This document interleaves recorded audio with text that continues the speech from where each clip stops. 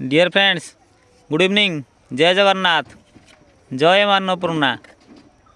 देखो तो आम अन्नपूर्णा मंदिर जो निर्माण कार्य चली जो दधिनौती प्राय 30 फुट उच्चार दधिनौती काम चली।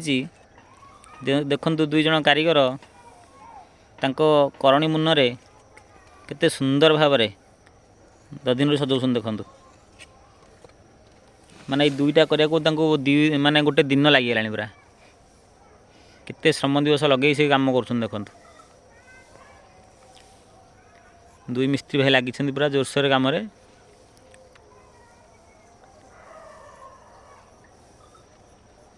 कम मुझे देखुची विरस ना भी विरक्ति ना से छिड़ी पड़ुची बारंबार सीमेंट देकी जोड़ी दौरान से टिकी करणी धरती सब से करणी भी नाम सब अच्छी।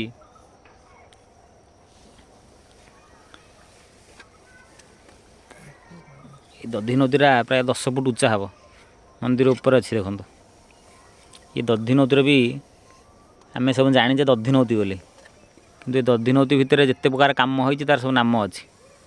पचारू से कहे समस्त मन रखिए दधिनौती ना गुड़ा सब कौन भाई से तल ना तलटा कौन बेक ना कौन तलटा पूरा पूरा लास्टा हाँ ता पाखटा ता पाखटा ये अँला आई जो ऊपर ता उपरटा पुंजी अँला तापर छोट कपुरी लास्टा पूरा आसन आसन कलश शुणिले तो केते प्रकार ना अच्छी भितर आम भी आज पर्यटन कहीं जान ना बोध हुए। मुझ सबुदिन आसिक बस पचार मोर मन पड़ूनी।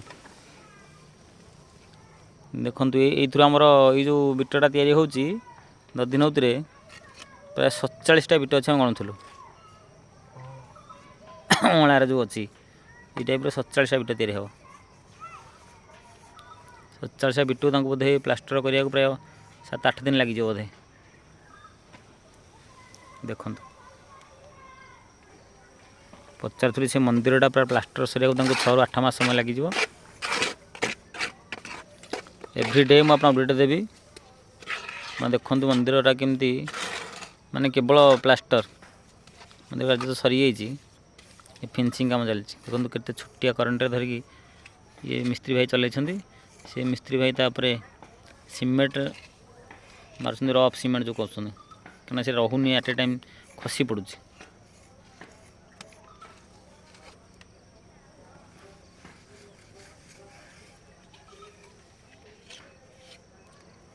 जय मा अन्नपूर्णा।